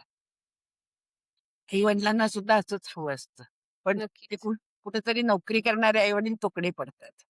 हं, आणि मग त्यांची जी अपेक्षा राहते, त्यांना द्यायचं असतं पण वेळ नसतो. मग ते पाहिजे त्या वयाला देतात. हं. जे असतात त्याच्याकडे ज्यावेळी वाटेल ते देतात आणि त्याच्यातून बाळ शिकतो, की आपल्याला थोडा आवाज काढला की आपल्याला सगळं मिळतं. पण तसं न करता एक गुणवंत बाळ तयार करण्याची आणि त्यांच्या आई-बाबांच्या ताब्यात देण्याची जबाबदारी आम्ही शिकवणी घेणार आहोत. आणि त्यामुळे त्या डे आणि त्याच्यासाठी जागा पण पाड्यांनी घेतलेली आहे. अरे पुढं वाह! कुणी आम्हाला छान डोनर भेटले, काही चांगलं झालं तर आम्ही स्वतःचंच मग जागा पण घेऊ, बांधून पण काढू आणि छान सगळंच एका कंपाऊंडमध्ये येऊ शकेल. तर नक्कीच. पण ह्या सगळ्याला महाराजांची, देवांची इच्छा आणि जनमानस. कारण बरोबर. जनमानसाशिवाय होत नाही. आमच्याकडे एकही रुपयाचं अनुदान आम्हाला नाही. पण आमची संस्था छान चालते. ती वाह! फक्त आणि फक्त समाजावरच आहे. समाज हं. देतो आणि आम्ही घेतो असतो. बरोबर. त्यामुळे सामाजिक भान असणारे सगळे बालप्रेमी त्या सगळ्यांचे ऋण व्यक्त करावेसे माझ्या दत्तक आई-बाबांचे पण मी ऋण व्यक्त करीन. कारण त्यांनी बाळाला सांभाळायचं ठरवलं, मोठं करायचं ठरवलं. त्यांच्या कुशीत घेतलं. त्यांना स्पर्श मिळाला. त्यांना त्या बाळाला बाळाला हवं तसं खायला देता आलं, बाहेर नेता आलं, सगळं काही करता आलं, संस्कार करता आले. त्यामुळे त्या आई-बाबांचे ऋणी, समाजाचे ऋणी आणि आमच्या यशोदामाई या सांभाळतात. हं. त्या सगळ्यांचे ऋण. कारण हे टीमवर्क आहे. हे एकट्याचं नक्कीच. काम नाही. म्हणणं सोपं आहे इथं बसून, खुर्चीत बसून. पण करताना खूप कसरती कराव्या लागतात. बाळ रडायला लागल्यानंतर ते ॲडमिट होईतोपर्यंत मी झोपत नसे. हं. रात्री अपरात्री झालं की मग ते आमचे अण्णा यायचे, डॉक्टर सांगायचे, "आता ॲडमिट केलं तुम्ही झोपा" म्हटलं की झोपायचे. आणि ते मी पूर्वी करायचे तेच आता कांबळे सर करतात. अच्छा. तेच आमच्या तिथल्या सगळ्या भगिनी करतात.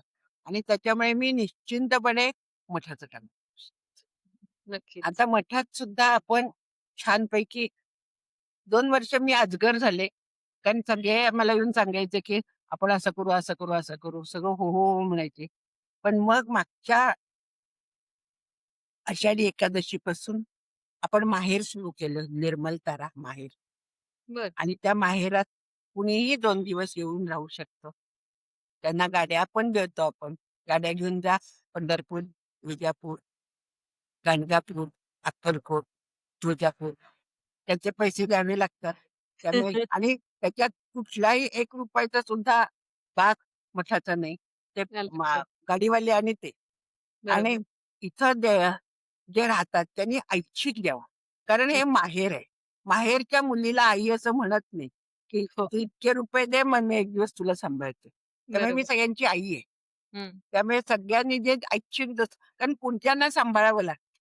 त्यामुळे घेत नाही असं नाही, पण मागत.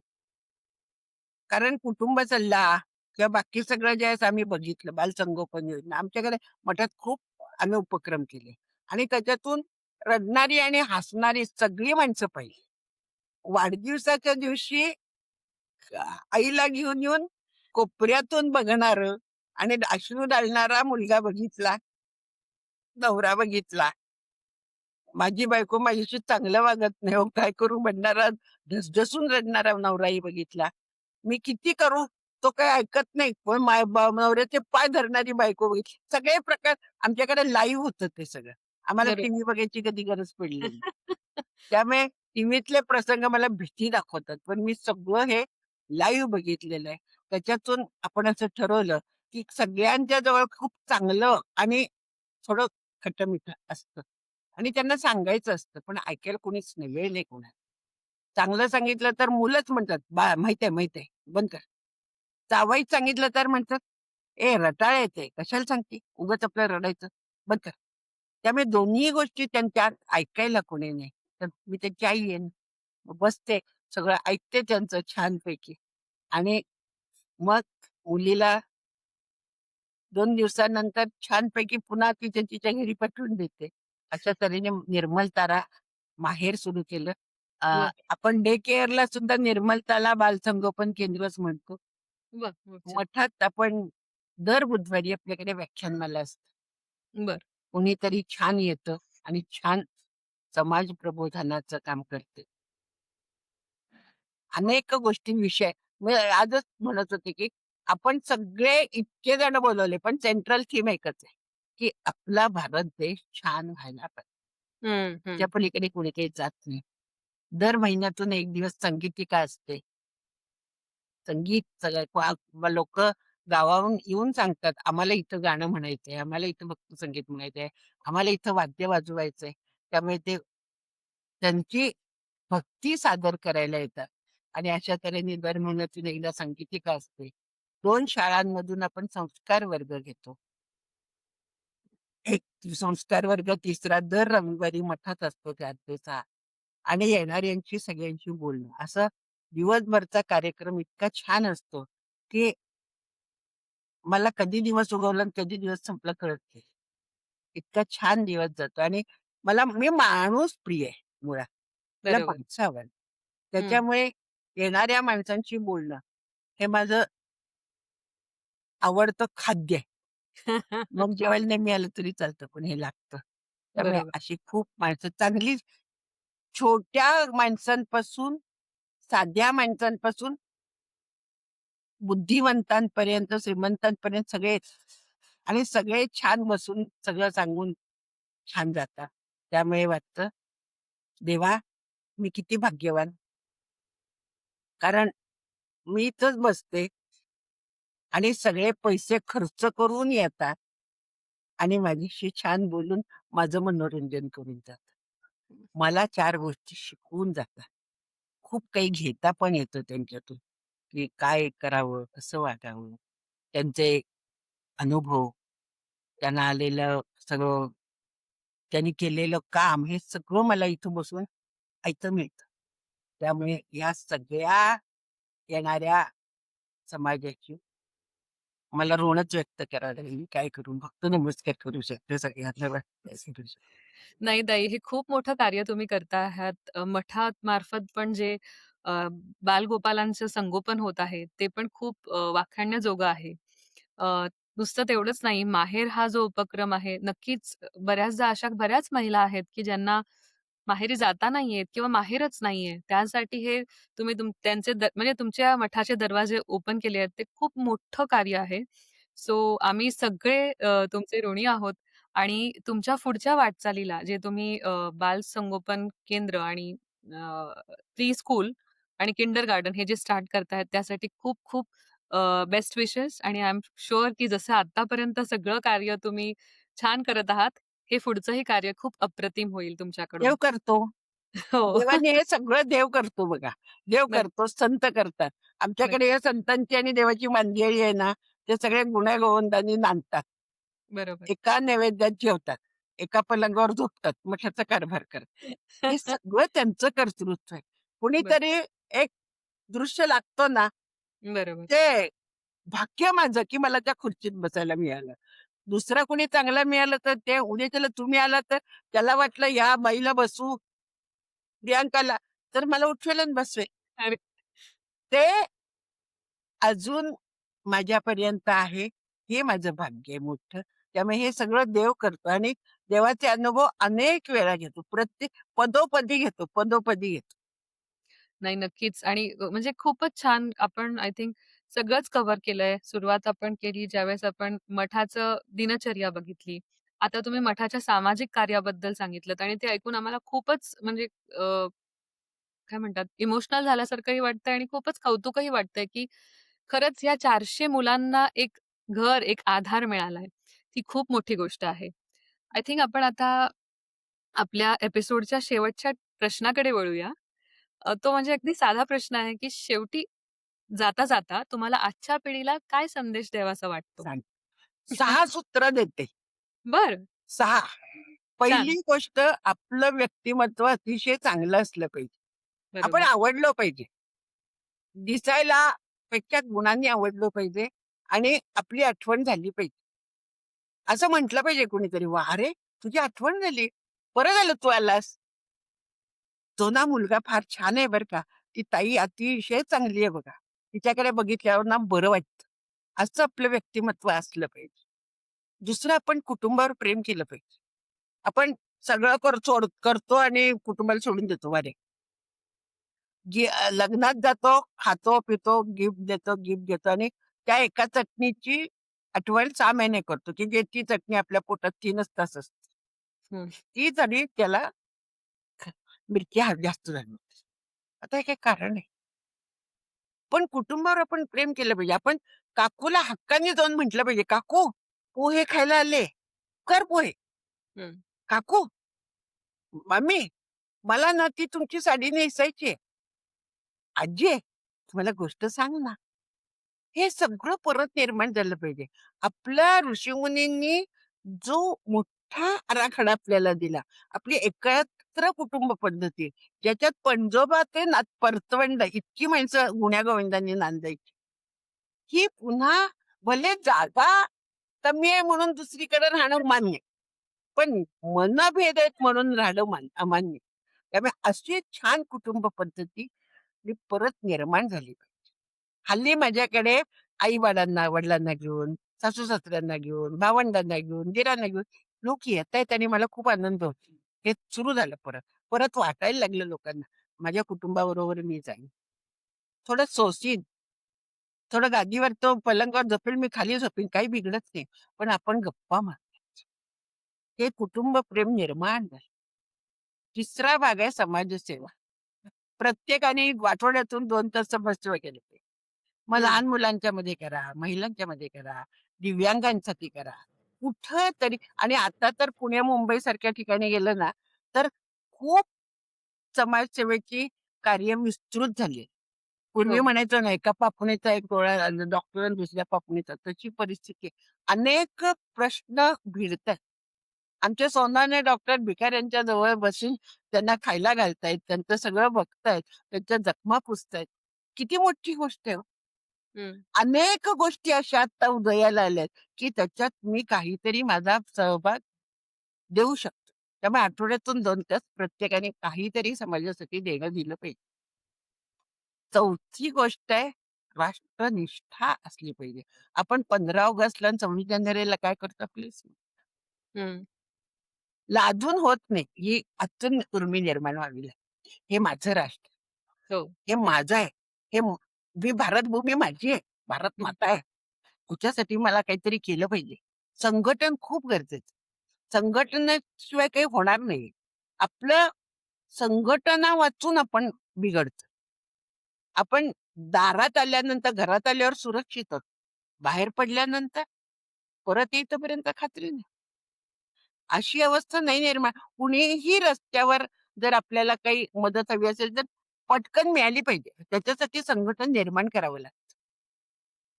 राष्ट्र संघटन असलं. राष्ट्राचं संघटन झालं पाहिजे. एकमेकांनी फक्त एकमेकांच्या चुका नाही काढायच्या. बरोबर पण बघायचं. चालायचं बरोबर हाताला हात धरून चालायचं. हे जर झालं तर आपलं भारतवर्ष परत सोन्याचा धूर निघणारं होईल. हं. त्याबरोबर संत सहवास हवा. संत सहवासशिवाय काही होणार नाही. मग ज्ञानेश्वर माऊलींच्या जवळ बसा, तुकाराम महाराजांच्या जवळ बसा, शंकर महाराजांच्या जवळ बसा, स्वामी महाराज कुणाजवळ तरी बसा आणि तुम्ही संतांचा सहवास घ्या, वाचा. त्यांनी किती कष्ट केले, किती कष्ट केले. काय शिकले, कुठं शिकले, पण जगाला जे दिलं त्या 21 वर्षाच्या मुलांनी, ते अघटित आहे. त्यांच्यासारखी ती माऊली झाली. हं. ही माऊली झाली. मग हे ज्यांनी आपल्या आयुष्य खर्चून दिलं, त्यांना आपण सरळ म्हणतो, "आम्हाला ज्ञानेश्वरी कळत नाही, आम्ही नाही वाचत." आणि हे भूषण म्हणून सांगतो. नाही भूषण म्हणून जायचं. आपण त्यांच्याजवळ बसायचं, त्याचं वाचायचं. हळू-हळू, हळू-हळू कळतं. आमचे सगळे कीर्तनकार सांगतात, त्या ज्ञानेश्वरीच्या उचलून बोटं हलवा. चैतन्य महाराज सांगतात, "बोटं फिरवा हो, ज्ञानेश्वर माऊली बोलायला लागतात." वाह! हे जर ते इतक्या तळमळीने सांगत असतील, तर मला संत सहवास मिळाला पाहिजे. नामस्मरणातून देव भेटतो. मी नक्की सांगते. आणि त्याच्यासाठी 2 उदाहरणच सांगेन फक्त. बाकी सगळ्या संतांनी हेच सांगितलं, की गोंंदवलेकर महाराजांनी शेवटच्या 15 दिवसात त्यांना एकाने विचारलं, "तुम्ही उदास का आहात ओ?" ते हं. म्हणाले, "काय करू? सगळे हिंग-जिऱ्याची व्यापारी भेटले." हिरा आणि मोती मागणारा एकही भेटला नाही. त्याला मी देव दाखवला असता. ही तळमळ होती. गुरुदेव रानडेंनी शेवटच्या दिवसात जो भेटेल त्याला नेम दिला. बाकी प्रत्येक संतांनी सांगितलं, नामस्मरण करा, नामस्मरण करा, नामस्मरण करा. नामावर भर आहे. त्याच्यातून देव दिसतो. या संतांच्या मुखी जी आहे ना, त्याच्यामुळे मी आधी सगळ्यांना सांगते, कोरा कागद द्या, पेन द्या, मी सही करून देते. तुम्हाला देव भेटेल, नामस्मरण करा. आणि हं. रोज 5 ते 6 तास आपल्याला आरामात नामस्मरणासाठी मिळतात. आपण करत वेळच नाही हो म्हणतो. पण हो. प्रत्येकाने असा दिवसाचा जर वेळ लिहिला, तर 6 तास मिळतात. 6 तास नामस्मरण म्हणजे किती होईल? नामस्मरण त्याच्यातून आपण देवाच्या चरणावर जाऊ शकतो. जसं शुभरायांसाठी देवालय, तसे तुमच्या आमच्यासाठी, जनुकाकांसाठी जसे शंकर महाराज आले, जयदार जयकृष्ण बुवांसाठी स्वामी महाराज आले. आमच्याच घरातली उदाहरणं आहेत. तसं बरोबर. आपल्यासाठी का नाही येणार? आपल्याला का नाही तो सांभाळणार? आम्हाला मी तर ₹1 मिळवत नाही, पण सगळं करते. कशाच्या जोरावर? देवाच्या आशीर्वादावर करतो. त्यामुळे नामस्मरणाला थांबू नका. देवाच्या चरणावर आपण आप आपली निष्ठा सगळी होऊयात. देव आपल्याला उचलून आपल्या छातीशी लावेल. इतका तो त्याला पण आपण हवे आहोत ना, त्याच्यासाठी त्यांनी आपल्याला जन्माला घातलाय. माणसाला जन्म का घातला? हे पशुपक्ष्यांचं भाग्य नाहीये. फार क्वचित आहे, की त्यांना देव भेटला. पण सगळ्या माणसाचं भाग्य आहे, त्याला देव भेटू शकतो या मनुष्यजन्मात. तर मनुष्यजन्म वाया घालवू नका. आणि छानपैकी याच देही याच वेळा त्या देवाचा कुशीत जाऊन मिळस छानपैकी बसूयात. थोडा आशीर्वाद मागूया. नक्कीच. ताई मग एखाद्या नामस्मरणानेच आपण ह्या एपिसोडची सांगता करूया का? तुम्हाला काही बोलायला आवडेल? म्हटलं एखाद्या नामस्मरणानेच आपण ह्या एपिसोडची सांगता करूया का ताई? हो, जाऊयात, करूयात. तुम्ही सांगा. I will follow you. आपण जपच करूयात. चालेल. हां. श्री स्वामी समर्थ, जय जय स्वामी समर्थ. श्री सद्गुरु स्वामी समर्थ, समर्थ जय जय जय जय स्वामी समर्थ. स्वामी महाराज श्री स्वामी समर्थ, जय जय जय स्वामी स्वामी समर्थ. समर्थ. सद्गुरु श्री स्वामी समर्थ, जय समर्थ जय जय स्वामी समर्थ. जय स्वामी जय राम कृष्ण हरी, जय जय राम कृष्ण. राम कृष्ण. हवाय, कृष्ण हवाय आणि हरी हवाय. त्यामुळे रामलल्ला जर पुन्हा रामराज्य हवं असेल, तर आपल्याला त्या दृष्टीने पावलं उचलायची. सगळ्यांनी पावलं उचलली तर परत रामराज्य येऊ शकतं. हो, नक्कीच ताई. नक्की येऊ शकतं. त्यामुळे नक्कीच आणि आपण सगळे प्रयत्नशील असूयात. हो, प्रत्येक जण आपापल्या परीने काम करूया हो. आणि देवाला सांगूया, "देवा, रामाला परत पाठव." मी शेवटची प्रार्थना म्हणते आणि थांबते. हो, चालेल. विश्वशांतीसाठी आणि समत्व बंधुत्वासाठी, संघटित होण्यासाठी, हे ईश्वरा, दे शक्ती, दे बुद्धी, पाव दे रे, तव महिमा, रक्ष रक्षिरे, रक्ष रक्षिरे, रक्ष रक्ष. गोमाते, गोमाते आणि जलदेवते, तुम्ही समृद्ध, सुजलाम, सुफला, सर्व गुणांनी युक्त, नवविधा भक्तीने युक्त होण्यासाठी सातत्याने हजारोंच्या संख्येने रामकृष्ण हरी आणि जगदंबेला जन्माला घाला, जन्माला घाला, जन्माला घाला. सर्वेत्र सुखिनः सन्तु, सर्वे सन्तु निरामया, सर्वे भद्राणि पश्यन्तु, मा कश्चित् दुःखम्. ओम शांती. ओम शांती. ओम शांती, शांती. ताई तुमचे मनःपूर्वक आभार.